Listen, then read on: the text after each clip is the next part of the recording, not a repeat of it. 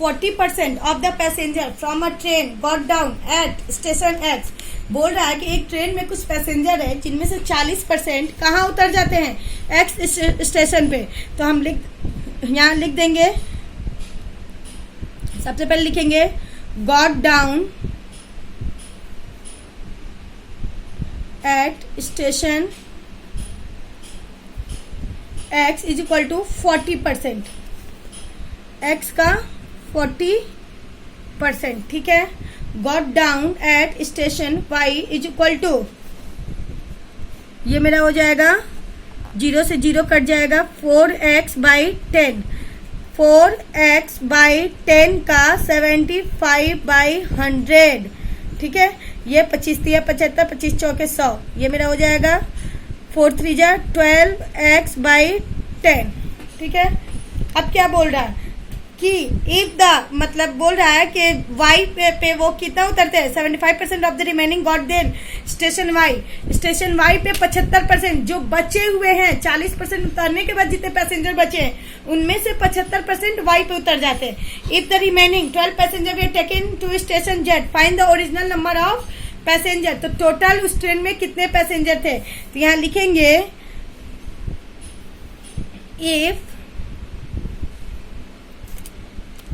if the remaining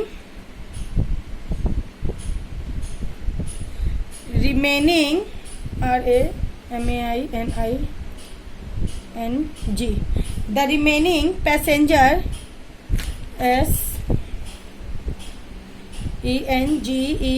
passengers is equal to कितना का, तो 75% उतरे हैं, मतलब कि x का 75% वहां उतरे थे, तो रिमेनिंग हमारा उसमें कितना बचा होगा जो जेट पे उतरे हैं, तो 12, ठीक है।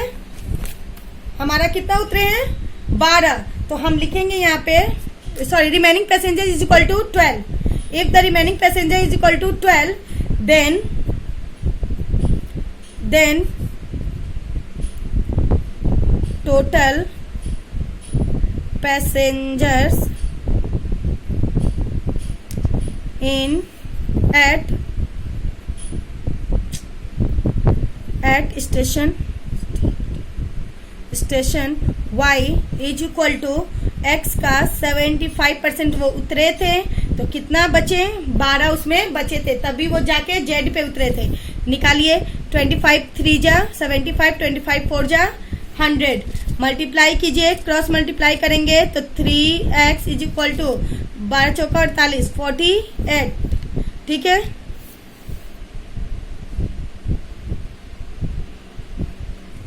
ठीक है, क्या करें, इफ द रिमेनिंग पैसेंजर 12, मतलब कि अगर 12 बचे हैं तो ये 12 आपका कितना का है, तो 75% उतरने के बाद आपके उस ट्रेन में कितने परसेंट लोग बचे होंगे, 25%।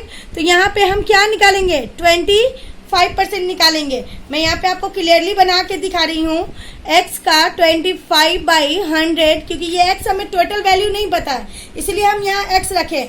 25% का वैल्यू हमारा यहाँ कितना दिया हुआ है, 12, तो हम 25% यहाँ 12 लिख देंगे, काटेंगे, ये 4 बार में कट जाएगा, तो x का वैल्यू हमारा कितना निकल जाएगा, 48। डेट मीन्स हमारा ये 48 लोग जो थे वो कहाँ थे, यहाँ पे थे, स्टेशन y पे थे।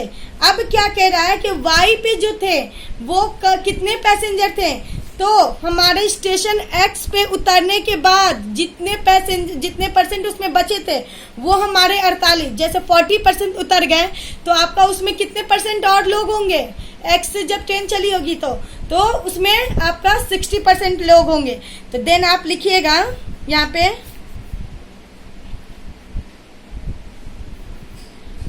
देन टोटल पैसेंजर्स, हमारा y पे टोटल पैसेंजर्स 48 थे, जिसमें से वो 75% उतार दिया, तो हमारा कितना बचा, 12 बचा था, ठीक है। टोटल पैसेंजर्स एट स्टेशन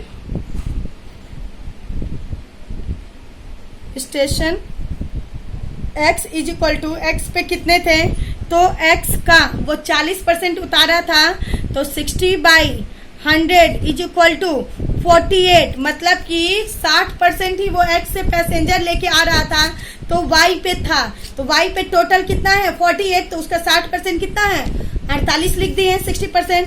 काटिए, एक जीरो से एक जीरो कट गया, 6 8 जा 48, क्रॉस मल्टीप्लाई करेंगे तो x इज इक्वल टू आपका कितना हो जाएगा, 8 10 जा 80। डेट मीन्स टोटल पैसेंजर आपका x पे कितना था, 80 था। आंसर हो गया 80 पैसेंजर्स।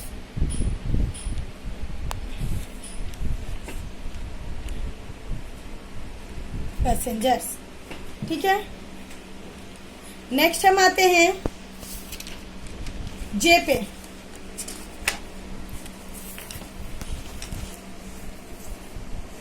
जे में बोल रहा है the cost of theatre ticket is increase by 40% और 40% फॉर ए स्पेशल मूवी। बोल रहा है कि एक थिएटर टिकट का कॉस्ट जो है वह स्पेशल मूवी के लिए क्या हो जाता है, 40% इंक्रीज मीन्स बढ़ जाता है। What is the new price if the normal price was 160।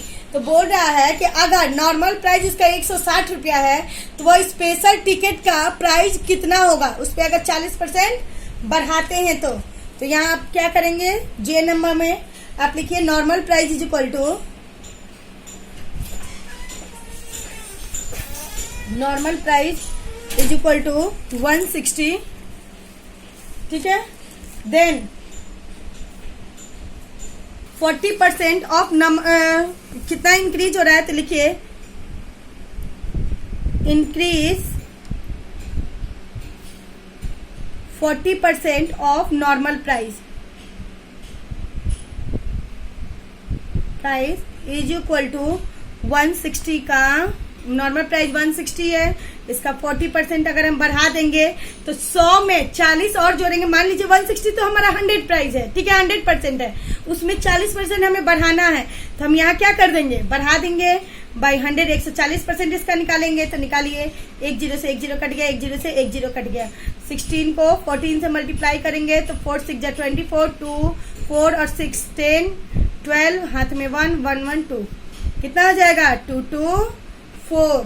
तो वो कितना लेगा, न्यू प्राइस उसका कितना होगा तो लिखिएगा so new price of special ticket is special movie ticket is 224 answer. ठीक है, नेक्स्ट आता है H number.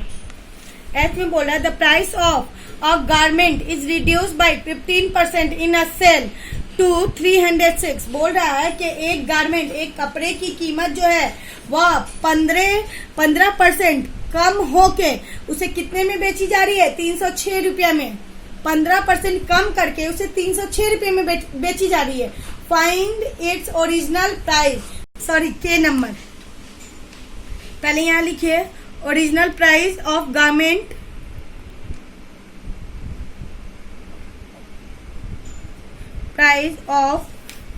Is equal to x, क्योंकि ओरिजिनल प्राइस हमें नहीं मालूम है। देन आप क्या करोगे तो एक्स में से आपको क्या करना है, 15% घटा के हमें इतना दिया गया है। ठीक है, तो x का ये कितना परसेंट है हमारा, मान लीजिए 15% घटाएंगे तो यहाँ पे हम लिख दें 100 minus 15 by 100 is equal to 306। ठीक है, यहाँ उसके पहले लिखिएगा द प्राइस ऑफ गारमेंट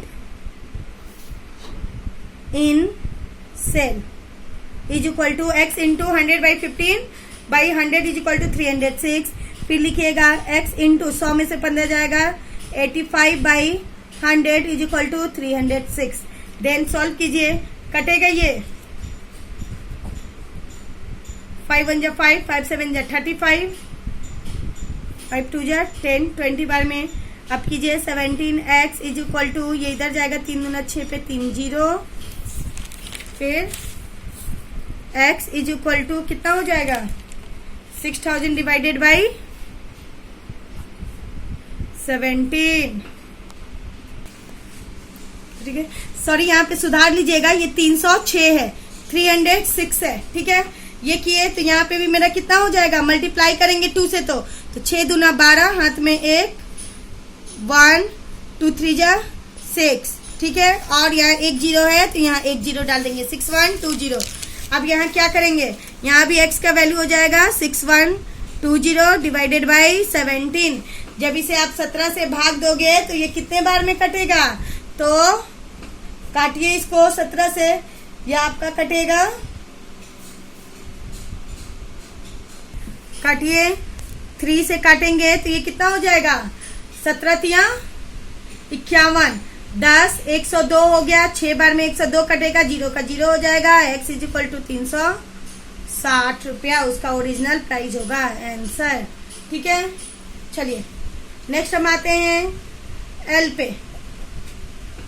यहाँ पे आप लोग करेक्शन कर लेना, 306 था, ठीक है, मैं गलती से 300 लिख दी थी। नेक्स्ट है एल में, अब balance diet should contain 20% protein. एक बैलेंस डाइट में 20% प्रोटीन है, ठीक है, 65% कार्बन डाइऑक्साइड है, 10% फैट है और 5% अदर थिंग है। तो डालिए यहाँ पे, पहले आप लिख लीजिए क्या है, तो प्रोटीन्स कितना है, 20% है, कार्बोहाइड्रेट कितना है, 65% है, फैट्स कितना है, 10% है, और अदर थिंग कितना है,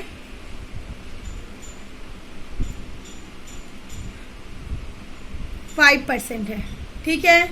अब क्या कह रहा है, if an adult need 3900 calories, अगर एक बड़े इंसान को 3900 कैलोरीज की जरूरत हो, फाइंड द अमाउंट ऑफ इस type he need in his diet. तो आप बताइए कि सब में उसे डाइट में कितना लेने की जरूरत है, ठीक है। तो ये हम टोटल यहाँ पे कर दिए। अब हम क्या करेंगे, तो पहले हम किसका निकालेंगे, प्रोटीन का निकाल ले। तो लिखेंगे हम amount of protein is equal to amount of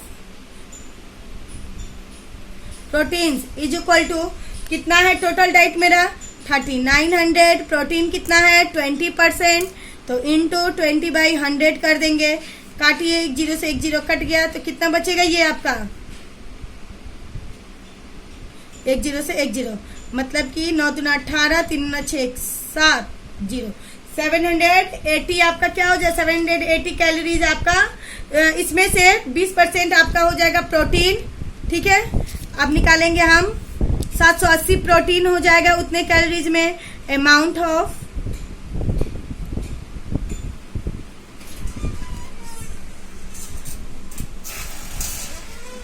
carbohydrates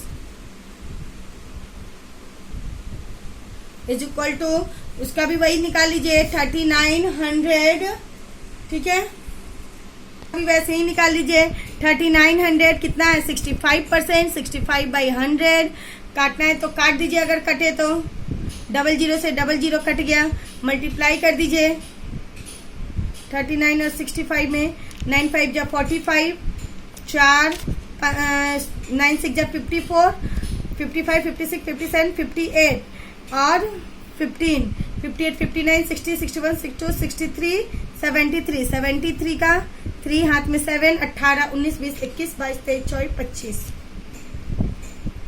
ये हो जाएगा आपका टोटल 2535।